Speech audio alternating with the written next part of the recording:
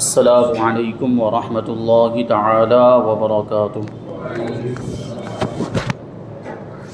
نحمده ونصلي ونسلم على رسوله الكريم، اما بعد فاعوذ باللہ من الشیطان الرجیم، بسم اللہ الرحمن الرحیم۔ ان اللہ وملائکتہ یصلون علی النبی یا ایہا الذین آمنوا صلوا علیہ وسلموا تسلیما۔ اللہم صل علی سیدنا ومولانا محمد معدن الجود والکرم وآلہ الکرام وابنہ الکریم وبارک وسلم صلاۃ وسلاما علیک یا رسول اللہ صلی اللہ تعالی علیہ وسلم۔ سورہ بقرہ آیت نمبر 183 کی تفسیر ہے۔ اللہ تبارک و تعالی ارشاد فرماتا ہے، یا ایھا الذین آمنوا کتب علیکم الصیام کما کتب علی الذین من قبلکم لعلکم تتقون۔ اے ایمان والو، تم پر روزے فرض کیے گئے جیسے تم سے پہلے لوگوں پر فرض کیے گئے تھے تاکہ تم پرہیزگار بن جاؤ۔ اب دیکھیں اس آیت کریمہ کے اندر روزوں کی فرضیت کا ذکر ہے اور فرمایا گیا کہ تم پر روزے فرض کیے گئے، اور ساتھ میں یہ بھی ذکر کیا گیا کہ جیسے کہ تم سے پہلے لوگوں پر روزے فرض کیے گئے تھے۔ تو شریعت میں روزہ یہ ہے کہ صبح صادق سے لے کر غروب آفتاب تک روزے کی نیت سے کھانے پینے اور ہم بستری سے بچا جائے۔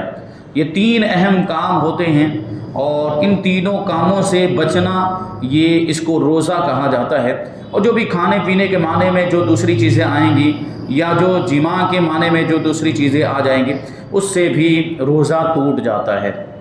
تو اس آیت میں فرمایا گیا کہ جیسے تم سے پہلے لوگوں پر روزے فرض تھے، تو اس سے معلوم ہوتا ہے کہ روزہ بہت قدیم اور پرانی عبادت ہے۔ حضرت آدم علیہ السلام سے لے کر تمام شریعتوں میں روزے فرض ہوتے چلے آئے، یعنی ہماری شریعت سے پہلے بھی جو شریعتیں انبیاء کرام لے کر آئے ان شریعتوں میں بھی روزے کا حکم تھا۔ اسی لیے تو یہ فرمایا گیا کہ تم پر روزے فرض کیے گئے جیسے کہ تم سے پہلے والے لوگوں پر فرض تھے۔ اگرچہ گزشتہ امتوں کے روزوں کے دن اور احکام ہم سے مختلف ہوتے تھے، ان کے مسائل الگ تھے، اور اسی طریقے سے دن بھی ہمارے لیے تو جو دن ہیں روزے کے وہ رمضان کا مہینہ، لیکن ان کے لیے دوسرے دن تھے۔ رمضان کا مہینہ یہ ہمارے لیے مقرر کیا گیا روزہ رکھنے کے لیے، اور احکام بھی مختلف تھے۔ جیسے کہ اگلی امتوں کے اندر روزے کی یہ صورت تھی کہ وہ غروب آفتاب کے وقت روزہ کھول دیتے تھے، اور ان کا جو کھانے پینے کا جو وقت ہوتا تھا وہ مغرب سے عشاء کے درمیان ہی کا وقت ہوتا، اور پھر سے عشاء کی نماز کے بعد ان کا روزہ شروع ہو جاتا تھا۔ یعنی یہ اتنا لمبا ان کا روزہ ہوا کرتا تھا اگلی امتوں کے اندر، لیکن ہمارا روزہ اور مختصر کر دیا گیا، یعنی اور آسانی پیدا کر دی گئی۔ یعنی ہمارا جو روزہ وہ صبح صادق سے شروع ہوتا ہے اور غروب آفتاب پہ ختم ہو جاتا ہے، اس کے بعد ہم کھا پی سکتے ہیں اور جماع ہم بستری وغیرہ بھی ہو سکتی ہے۔ تو یہ آسانی ہمارے لیے پیدا کی گئی ہے، صرف دن کے وقت میں ہمیں کھانے پینے اور جماع سے رکنا ہے، اور اس کے اندر بھی اللہ تبارک و تعالیٰ نے بہت ساری حکمتیں اور بہت سارے راز اور بہت سارے فائدے رکھے ہیں۔ آیت کے آخر میں یہ بتا رہے ہیں کہ یہاں پر کہ رمضان المبارک کے جو روزے ہیں وہ 10 شعبان المعظم 2 ہجری میں فرض ہوئے، یعنی مدینہ منورہ ہجرت کر کے جب حضور پاک صلی اللہ علیہ وسلم اور مسلمان تشریف لے آئے اس کے دوسرے سال روزے فرض ہوئے۔ اس سے پہلے روزے فرض نہیں تھے، مختلف طور پر روزے رکھے جاتے تھے، کوئی ایک روزہ کوئی 2 روزے، اپنے اپنے اعتبار سے حضور پاک صلی اللہ علیہ وسلم بھی روزے رکھتے تھے اور صحابہ کرام بھی، لیکن فرض نہیں تھے۔ یہ فرض جو ہوئے ہیں یہ 2 ہجری میں ہوئے۔ آیت کے آخر میں بتایا گیا کہ روزے کا مقصد تقویٰ اور پرہیزگاری حاصل کرنا ہے، تقویٰ اور پرہیزگاری کا حصول ہے۔ روزے میں چونکہ نفس پر سختی کی جاتی ہے، اسے روکا جاتا ہے، خواہش ہونے کے باوجود کھانے پینے سے روکا جاتا ہے، اور جماع اور ہم بستر کی خواہش ہونے کے باوجود جماع سے روکا جاتا ہے، کھانے پینے کی حلال چیزوں سے بھی روک دیا جاتا ہے۔ روزے میں تو اب جیسے وہی جو نارمل کھانا ہم روزانہ کھاتے رہتے ہیں لیکن روزے میں نہیں کھا سکتے، حلال کھانا بھی نہیں کھا سکتے، تو اس سے اپنی خواہشات پر قابو پانے کی مشق اور پریکٹس ہو جاتی ہے، جس سے ضبط نفس اور حرام سے بچنے پر قوت حاصل ہو جاتی ہے۔ یعنی نفس کو کنٹرول کرنے، نفس کو قابو میں کرنے اور حرام سے بچنے کی قوت ہمیں حاصل ہوتی، طاقت حاصل ہوتی، کہ جب ہم حلال کھانے سے بچ رہے ہیں، جب ہم حلال چیزوں سے بچ رہے ہیں، تو کیا اب ہم حرام چیزوں سے نہیں بچیں گے؟ یعنی یہ ایک مشق کرائی جا رہی ہے اور ایک طریقے سے آپ کو پریکٹس کرائی جا رہی ہے کہ آپ پھر حرام چیزوں سے بھی بچیں. اور پھر دوسری چیز یہ بھی ہے کہ آدمی بھوکا رہتا ہے، اس کو بھوک کا احساس ہوتا ہے، تو ایسے میں جب وہ سوچتا ہے تو پھر اس کو غریبوں کی اور بھوکوں کی بھی بھوک پیاس یاد آتی ہے اور پھر وہ ان کی مدد کرتا ہے اور خیرات کرتا ہے، صدقہ کرتا ہے. تو یہ بھی ایک حکمت ہے. اور یہی ضبط نفس اور خواہشات پر قابو اور پانے کی وہ بنیادی چیز ہے جس کے ذریعے آدمی انسانوں سے رکتا ہے. آدمی گناہوں سے رکتا ہے، گناہوں سے بچ جاتا ہے. جیسے ابھی یہاں پر جماع سے منع فرما دیا گیا، تو نفس پر کنٹرول کرنے کی اس کے اندر طاقت آ گئی کہ وہ روز اگرچہ اتنے وقت کے لیے صبح صادق کے لیے اسے غروب آفتاب تک وہ رکے گا، لیکن نفس کو کنٹرول کرنے کی اس کے اندر طاقت آ جائے گی کہ اب وہ حرام گناہ سے اور حرام کام سے اور زنا سے بھی پھر بچے گا.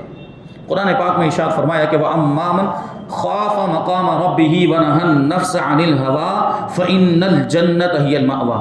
اور وہ جو اپنے رب کے حضور کھڑے ہونے سے ڈرا، یعنی اپنے رب کی بارگاہ میں حاضر ہونے سے اور حساب و کتاب دینے سے ڈرا اور نفس کو خواہشات سے روکا، تو بے شک جنت ہی اس کا ٹھکانہ ہے. حضرت عبداللہ ابن مسعود رضی اللہ تعالیٰ عنہ سے روایت ہے، رسول اللہ صلی اللہ علیہ وسلم نے ارشاد فرمایا، اے جوانوں، تم میں سے جو کوئی نکاح کی استطاعت رکھتا ہے، یعنی نکاح کی طاقت رکھتا ہے مالی اعتبار سے بھی اور جسمانی اعتبار سے بھی، وہ نکاح کرے. یعنی مہر وغیرہ دینے پر قادر ہے، ولیمہ کرنے کی بھی قدرت ہے، اور جسمانی اعتبار سے بھی وہ حقوق ادا کرنے کی طاقت رکھتا ہے. تو حضور نے ارشاد فرمایا اسے ضرور نکاح کر لینا چاہیے، کہ یہ اجنبی عورت کی طرف نظر کرنے سے نکاح کو روکنے والا ہے اور شرمگاہ کی حفاظت کرنے والا ہے. کیونکہ آدمی جب نکاح کر لے گا تو ظاہر سی بات اس کو ایک مرکز مل جائے گا، اپنی شہوت پوری کرنے کا، نگاہوں کا بھی مرکز مل جائے گا. تو اب ایسی صورت میں ظاہر سی بات ہے اب اس کی نگاہیں بہکیں گی نہیں، اور اب وہ اس کی جائز طریقے سے خواہشات کی تکمیل ہوگی، تو پھر وہ ناجائز کام کی طرف اور حرام کام کی طرف نہیں جائے گا. اور جس میں نکاح کی استطاعت نہ ہو، آگے حدیث پاک کے الفاظ ہیں کہ جو نکاح کی طاقت نہ رکھتا وہ روزہ رکھے، کہ روزہ قاطع شہوت ہے، یعنی شہوت کو توڑنے والا ہے. تو اس سے کیا پتہ چلا کہ روزے کی وجہ سے آدمی کا نفس کنٹرول میں رہتا ہے اور خواہشات کا معاملہ جو ہے وہ دبا ہوا رہتا ہے اور خواہشات بہکتی نہیں ہیں. اس لیے اگر کوئی نکاح کر لے تو اچھی بات ہے، نکاح کے ذریعے سے اس کو صحیح سمت مل جائے گی، اس کی خواہشات کو صحیح جہت مل جائے گی، ڈائریکشن. لیکن اگر کوئی نکاح نہ کر سکتا ہو کسی اور وجہ سے، جیسے مالی اعتبار سے، ہمارے یہاں پہ تو نکاح کو بہت مہنگا بنا دیا گیا ہے.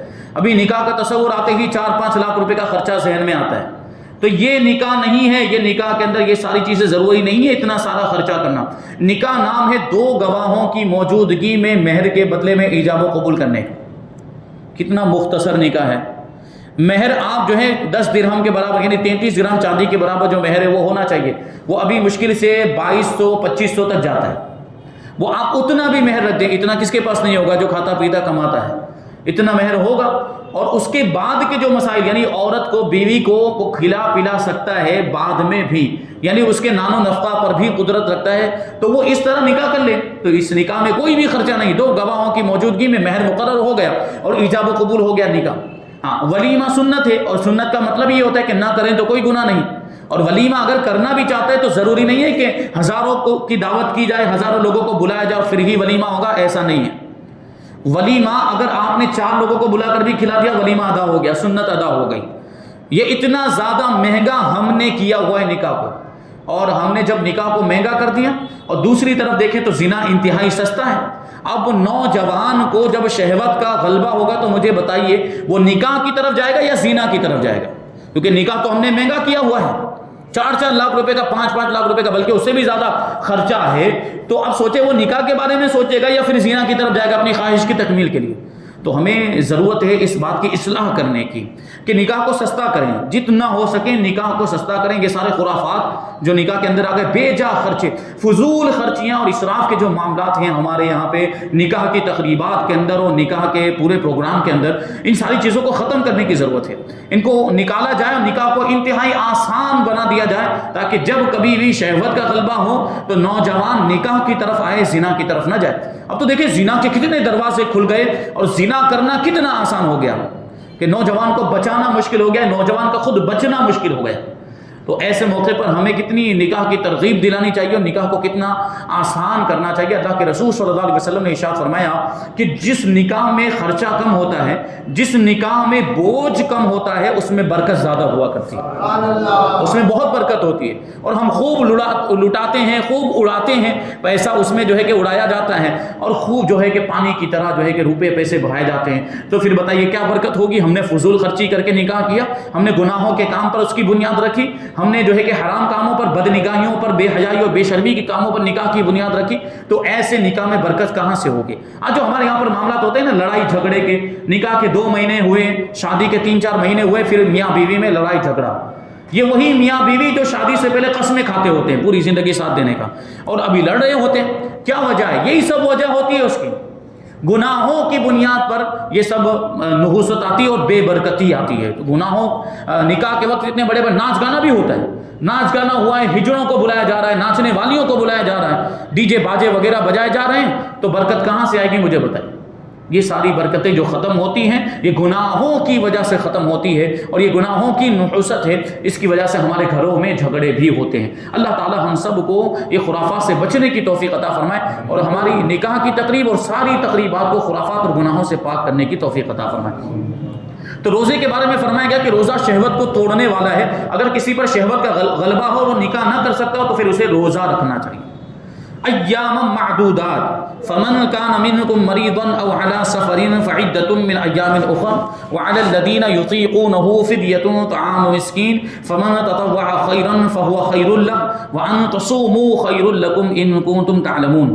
گنتی کے چند دن ہیں، کیونکہ اس سے پہلے روزے کا ذکر ہے، روزے فرض کیے گئے، تو کتنے دنوں میں؟ گنتی کے چند دنوں میں۔ تم میں سے جو کوئی بیمار ہو یا سفر میں ہو تو اتنے روزے اور دنوں میں رکھے۔ کیا مطلب ہوا؟ کہ بیماری کی حالت میں اور سفر کی حالت میں روزہ نہ رکھنے کی اجازت ہے، لیکن جب آدمی اچھا ہو جائے، تندرست ہو جائے، بیماری دور ہو جائے، یا جو ہے سفر میں تھا، سفر سے واپس آ جائے، تو جو روزے چھوٹے تھے سفر کی حالت میں یا بیماری کی حالت میں، وہ روزے اب رکھنے پڑیں گے۔ اور جنہیں اس کی طاقت نہ ہو، یعنی روزہ رکھنے کی طاقت نہ ہو، تو ان پر ایک مسکین کا کھانا فدیہ ہے، یعنی فدیہ دینا ان پر لازم ہے۔ پھر جو اپنی طرف سے نیکی زیادہ کرے تو وہ اس کے لیے بہتر ہے، اور اگر تم جانو تو روزہ رکھنا تمہارے لیے زیادہ بہتر ہے۔ یعنی تکلیف ہونے کے باوجود اور بیمار ہونے کے باوجود بھی اگر کوئی روزہ رکھتا ہے تو اس کو مزید ثواب ملے گا۔ فرض روزے گنتی کے دن ہیں، یعنی صرف رمضان المبارک کا ایک مہینہ ہے جو 29 دن کا ہوتا ہے یا 30 دن کا ہوتا ہے، لہٰذا گھبرانے کی ضرورت نہیں، بلکہ یہ ذہن میں رکھو کہ جس رب عز و جل نے تمہیں 11 مہینے کھلایا پلایا، وہ اگر ایک مہینے صرف دن کے وقت کھانے پینے سے منع فرما دے، اور اس فاقے میں بھی تمہارے جسم و روح، ظاہر و باطن، دنیا اور آخرت کا فائدہ ہو، تو ضرور اس کی اطاعت کرنی چاہیے۔ 11 مہینے تک تو کھاتے ہی پیتے رہتے ہیں ہم، ایک مہینے اگر روزہ رکھ لیں گے، وہ بھی دن کے وقت میں، شام کو تو کھا ہی سکتے ہیں غروب آفتاب کے بعد، تو دن کے وقت میں روزہ رکھیں گے، اور اس میں پھر ہمارا دنیا کا بھی فائدہ، آخرت کا بھی فائدہ ہے، ظاہری بھی فائدہ اور روح کا بھی فائدہ، جسم کا بھی فائدہ ہے، تو پھر ہمیں روزہ کیوں نہیں رکھنا چاہیے جب ہمارے اتنے زیادہ اس کے اندر فائدے ہیں، ثواب مل رہا ہے وہ الگ سے۔ آگے فرمایا فمن کان منکم مریضا، کہ جو تم میں سے بیمار ہو یا سفر میں ہو، حیض و نفاس والی عورت کو تو روزہ رکھنے کی اجازت ہی نہیں۔ جو ناپاکی کے ایام میں جو عورت ہوتی ہے، ماہ والی جو خون آتا ہے، وہ ایام جو ہوتے ہیں، یا بچہ پیدا ہونے کے بعد جو خون آتا ہے وہ ایام۔ اچھا، یہاں پر بھی یہ بات ذہن میں رہے کہ بچہ پیدا ہونے کے بعد جو خون آتا ہے اس کے بارے میں ہماری ماؤں بہنوں کے درمیان، خواتین کے درمیان یہ بات مشہور ہے کہ 40 دن مکمل کرنا ضروری ہے۔ ایسا نہیں ہے، اس کی زیادہ سے زیادہ مدت 40 دن ہے، یعنی وہ خون زیادہ سے زیادہ 40 دن تک آ سکتا ہے، اور 40 دن کے اوپر آئے تو اس کو استحاضہ مانیں گے، وہ نفاس نہیں ہے۔ لیکن یہ ضروری نہیں کہ 40 دن تک آئے گا ہی، وہ 40 دن سے پہلے بھی ختم ہو سکتا ہے، وہ 35 دن پر بھی ختم ہو سکتا ہے، وہ 30 دن پر بھی ختم ہو سکتا ہے۔ تو جب بھی وہ خون آنا بند ہو جائے، چاہے 30 دن پر ہو یا 35 دن پر ہو، عورت پر لازم ہے کہ وہ غسل کر کے نماز پڑھنا شروع کر دے، اور انہی ایام میں اگر رمضان کا مہینہ آ جائے تو روزے رکھنا بھی لازم ہے۔ تو یہ بات جو غلط مشہور ہو گئی ہے، اس کا ازالہ ہونا چاہیے اور اس کی اصلاح ہونی چاہیے۔ حیض و نفاس والی عورت کو تو روزہ رکھنے کی اجازت ہی نہیں، وہ تو بعد میں اس کی قضا کرے گی، روزے کی قضا کرے گی۔ حیض و نفاس والی کو نماز کی قضا کرنے کی ضرورت نہیں ہے۔ نماز بھی حالانکہ ناپاکی کے ایام میں پڑھ نہیں سکتی، لیکن نمازوں کی قضا نہیں ہے. روزے اگر چھوٹیں گے تو روزوں کی قضا کرنی پڑے گی. اسی لیے کہا جاتا ہے کہ جو نفل روزے ہوتے ہیں عام طور پر، جیسے محرم الحرام کے مہینے میں 2 روزے رکھتے ہیں، 9-10 کا روزہ رکھتے ہیں، اور بڑی راتوں میں جو روزے رکھے جاتے ہیں شب معراج، شب برات وغیرہ میں، تو وہاں عورتوں کے لیے حکم یہ ہے کہ وہ اپنے چھوٹے ہوئے روزے جو رمضان میں ان کے چھوٹ گئے ہوں گے حیض کی وجہ سے، وہ ان دنوں میں رکھ لیں اور ان کی قضا کر لیں. اس کے علاوہ بھی چند افراد ہیں جنہیں روزہ چھوڑنے کی اجازت ہے. آیت میں بطور خاص بیمار اور مسافر کو رخصت دی گئی ہے، لیکن یہ یاد رہے کہ سفر سے مراد 3 دن کی مسافت یعنی 57.5 میل جو کلومیٹر کے اعتبار سے 92 کلومیٹر بنتا ہے. یعنی کوئی 92 کلومیٹر یا اس سے زیادہ سفر کے ارادے سے اگر اپنی آبادی سے نکل گیا، اپنی بستی سے نکل گیا، تو وہ ہو گیا مسافر. اب اس کو روزہ نہ رکھنے کی اجازت ہے، اور اس سے کم سفر ہے تو روزہ چھوڑنے کی اجازت نہیں ہے. مان لو اگر کوئی 50 کلومیٹر کے سفر پر گیا ہے یا 60 کلومیٹر 92 کلومیٹر کے اندر ہی گیا تو اس کو روزہ چھوڑنے کی اجازت نہیں ہے. مریض کو بھی رخصت ہے، بیمار کو بھی، جبکہ اسے روزہ رکھنے سے مرض کی زیادتی یعنی بیماری بڑھ جانے یا ہلاک ہو جانے کا اندیشہ ہو تو یہ روزہ چھوڑ دے اور بعد میں ممنوع ایام کے علاوہ اور دنوں میں روزہ رکھ لے. جیسے ابھی کوئی بیمار ہے مثال کے طور پر، وہ روزہ رکھنے کی طاقت نہیں رکھتا کہ اگر روزہ رکھے گا تو اس کی بیماری بڑھ جائے گی یا مر بھی سکتا ہے روزہ رکھنے کی وجہ سے، تو اس کو روزہ چھوڑنے کی اجازت. لیکن جب تندرست ہو جائے گا، جب بیماری دور ہو جائے اور دیکھے کہ ممنوع ایام نہیں، ممنوع ایام یعنی وہ دن سال کے جن کے اندر روزہ رکھنا مکروہ تحریمی اور حرام، وہ 5 دن ہیں. وہ کون سے دن ہیں؟ 5 دن. 5 دنوں میں روزہ نہیں رکھ سکتے. ایک تو عید الفطر کا دن ہے، اور 4 دن یہ ذی الحجہ کے مہینے میں 10، 11، 12، 13 یہ 4 دن ہیں، اور ایک عید الاضحیٰ. یہ 5 دن پورے سال کے اندر ان میں روزہ رکھنا جائز نہیں ہے. تو ان کے علاوہ اور دنوں کے اندر وہ روزہ کی وہ جو روزے بیماری کے عالم میں چھوٹے ہیں وہ ان کی قضا کرے گا. البتہ یہ یاد رہے کہ مریض کو محض زیادہ بیماری بڑھ جانے یا ہلاک ہو جانے کا صرف وہم نہ ہو، وہم کی بنیاد پر روزہ چھوڑنا جائز نہیں. اب تو ایسے تو بہت لوگ سوچ لیتے ہیں ہم سے نہیں بنتی ہے نا، بہت لوگ ملتے ہیں ہم سے نہیں بنتی، روزہ رکھنے کی نہیں بنتی، ایسا بولتے ہوئے نظر آتے ہیں. جبکہ یہی لوگ بڑی پہلوانی کرتے ہیں جب کسی کے ساتھ مقابلہ ہو جائے، جب کسی کے ساتھ لڑائی جھگڑا ہو جائے، یہ مار ڈالوں گا، کاٹ ڈالوں گا.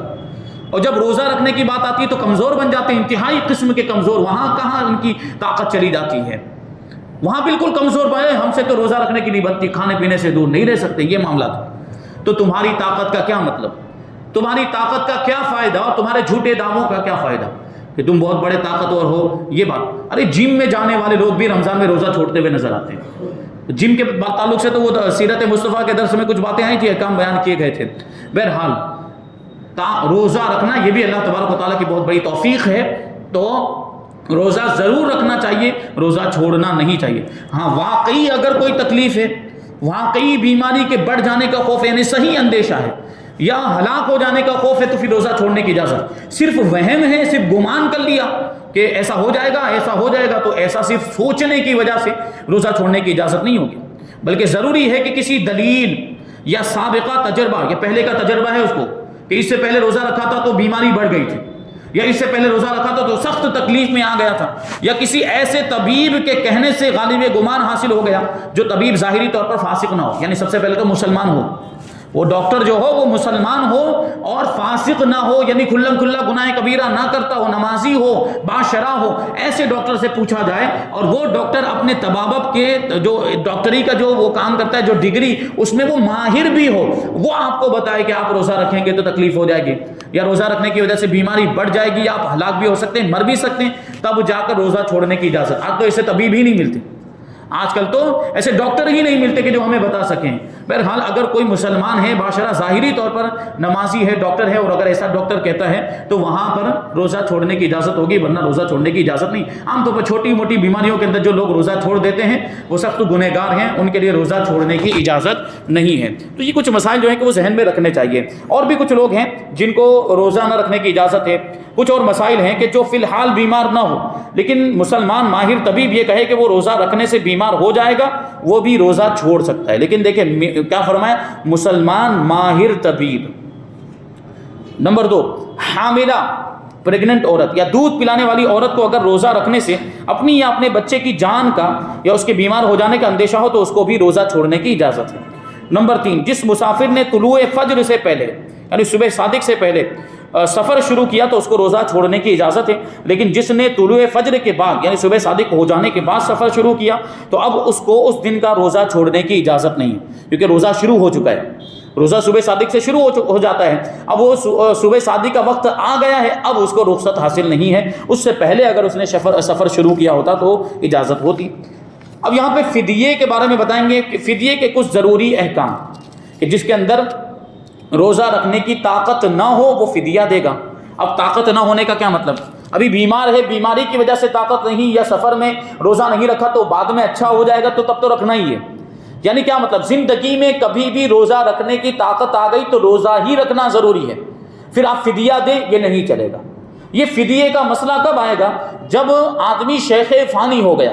شیخ فانی کا مطلب اتنا کمزور ہو گیا کہ اب وہ کمزوری اس کی مسلسل جاری ہے، اور وہ کمزوری اب ختم ہونے کا بالکل بھی اب یہ ہے کہ امکان ہی نہیں، وہ کمزوری ختم نہیں ہو سکتی، یہاں تک کہ اسی بیماری کے اندر، اسی کمزوری کے اندر بعض اوقات انتقال بھی ہو جاتا ہے، یعنی یہاں سے لے کر آخری عمر تک یعنی موت تک اس کے اندر کبھی بھی روزہ رکھنے کی طاقت آتی ہی نہیں، تو ایسے شخص کے بارے میں ہے فدیہ دینے کا حکم، اور وہ فدیہ دے گا۔ اور فدیے کے کیا احکام ہیں، اور فدیے کا جو وزن ہے وہ وہی ہے جو صدقہ فطر کا وزن ہے، یعنی 2 کلو 47 گرام گیہوں، اور اگر جو سے دینا چاہتا ہے یا کشمش سے دینا چاہتا ہے تو وہ اس کا ڈبل وزن ہو جائے گا، یعنی 4 کلو 94 گرام وہ دینا پڑے گا فدیہ۔ یہ ایک روزے کا فدیہ ہے، تو یہ ابھی انشاءاللہ جو ہے کہ اس کو ہم آئندہ درس میں شامل کریں گے۔ اللہ تبارک و تعالیٰ کی بارگاہ میں دعا ہے کہ جو کچھ بھی بیان ہوا اس پر ہم سب کو عمل کرنے کی توفیق عطا فرمائے، اور نور قرآن سے ہم سب کے دلوں کو روشن اور منور فرمائے۔ وما علینا الا البلاغ۔